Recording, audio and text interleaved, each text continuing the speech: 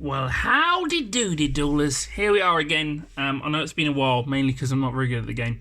But I've topped another locals, losing only to Rob, the Master of Cards Ellum, and his meta deck, Thunder Dragons, which I think is a bit of bullshit, if you know what I mean. Big up them scrub decks. Yes, so I was playing Crusadia Mekk, simply because I'm in love with the Crusadia cards.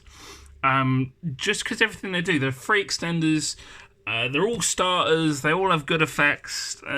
They're great. I'm loving them. In fact, I did run a very different to this one called Bad Ideas the deck. If you would like a profile of Bad Ideas the deck, which did include spiral cards and more guard dragon plays, I'm going to issue my very first like challenge on any of my videos. If I get 20 likes on this video, I'll do that one. Even though I dropped from the tournament after only having 2 wins and a draw. I dropped from the tournament. I was playing that into play cube. Right, we've babbled on enough. Before the deck profile, let's get into the deck profile. I think you kind of probably have to max out on all the Crusadias. If you want to know what they do individually, please read them. They're all pretty good cards, apart from maybe this one. But I think realistically, even with the idea of clogging, you kind of just have to play the maximum 15. I wouldn't play the rotor in this variant, but I did in the other variant. Bad Idea deck. So yeah, 15 Crusadia cards, all of them pretty good. Then Mekk Knights, because you know I love my Mekk Knights. We have 3 purple because he search, 2 blue because he search, but he's not good as purple. 3 move man because he's move man and he's pretty good. He's 24. In a more sort of pure Mekk Knight deck, you kind of do need 3 move man. I then played 1 red for more search targets, 1 yellow for more search targets, and I got his effect off quite a lot. And then purely because I wanted a big booty, I played orange. He did get sided out a lot, so maybe he could be something else, maybe another blue, maybe I literally don't know. But this was, I think, the right amount of Mekk Knights. The problem was I kept on seeing a lot of Mekk Knights and not enough Crusadias, even though there are more Crusadias than Mekk Knights, but that's how you go with that. That's the monsters. Apart from one, I kept one tiny bit of the Guard Dragon playing with Red Eyes Darkness Metal, purely because I run this almost like the Fusion Sub and Fusion Sub Zoo. In fact, this is kind of a Garnet, although you can still do the play even if you draw it, but it does give you +1 with Sayuja, and if you get a Revival card, that's 2 cards for 1. I liked it. Yeah, I probably still would keep it in just for that first turn consistency. Sayuja stuff. Then 3 E-Telly for Mekk Knights. This was insane all day. One of the best cards in the Mekk Knight archetype. Makes it relevant. 3 Called by the Grave. Weirdly enough, I actually go first with this deck because you want to lock people out with the Mekk Knight trap and all sorts of other stuff. You don't make unbreakable boards, but you do tend to put a lot of damage on for next turn, so it's good.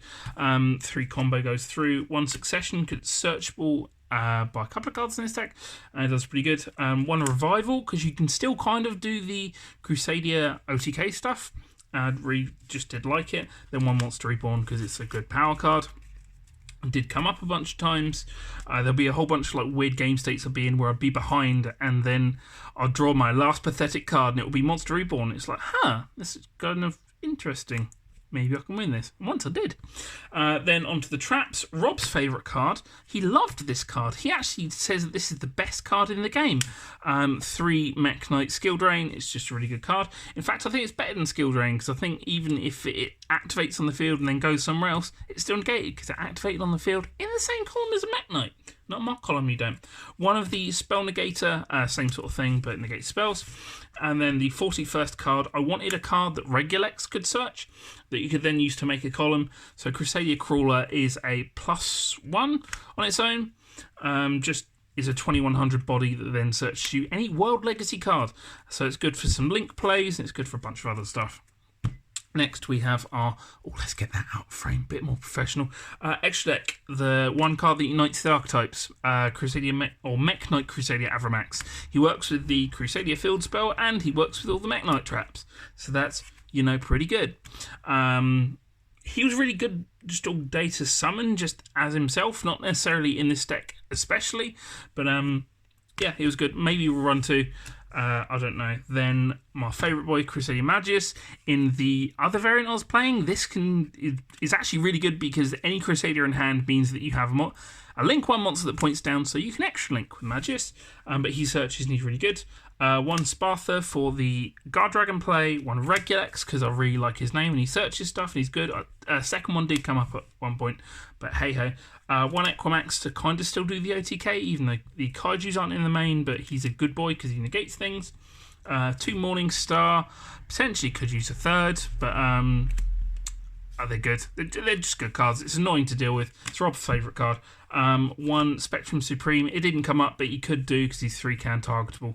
All that sort of gubbins, and he gets you his other effects. The two cards I had for the Guard Dragon play, because there is a play. If you really need to know about it, I will show it to you later in a different video. But essentially opening a special summon and a Crusadia gets you through to Skull Dread, and then you get 5 cards left in hand, and you kind of won up in that whole shenanigans. Then around one Boral Sword, it came up. When it did, it got super polyed into Starving Venom. One Unicorn did come up as well, and then one just generic Link 2, because sometimes you need that stuff. Then side deck, excuse me, where it is, I do apologise. Right, side deck. I played 3 Ghost Reaper and Winter Cherries. I don't think this card has been played in a little while. I have had my set for ages. I think I've got another set in Ultra, and I just kind of really wanted to play it. So then I played a couple of targets for it. I played one Hieratic Seal with Heavenly Spheres, just because any sort of Guard Dragon shenanigans. I didn't really think I had any better targets for that kind of deck. So this went in because it stops the big scary end board, and it means they're locked under some Guard Dragon stuff. To stop any sort of warrior shenanigans, you do have one Isolde there. Because I know every now and again she will come up, especially like hero variants and stuff. One DDD Dordon King Kali Yuga. Realistically, this didn't come up, so it could be like a flex spot. I don't know. I really do want to go against the DDD play one of these days and lose to that card, but that day was not today. One Reprodulcus, because if you go against anything that is really stunny and plays there can only be one, then there are some weird plays you can do with this card because of all the column shenanigans. So I had some weird theory. I liked it. One Odd Eyes Vortex Dragon. I couldn't find my Heavy Metal Foes Electromite.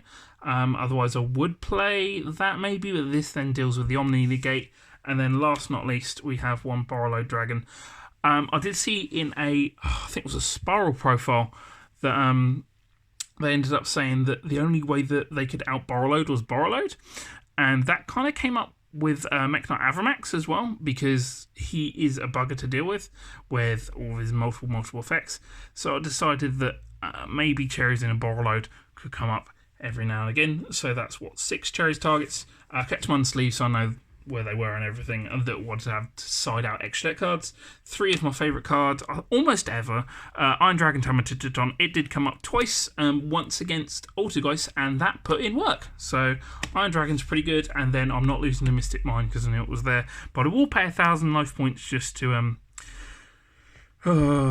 make them feel better about themselves, I guess. Well, thank you very much for watching my deck profile. I'm trying to make them shorter, but that didn't work. It's still like 8.5 minutes. I love you. Goodbye.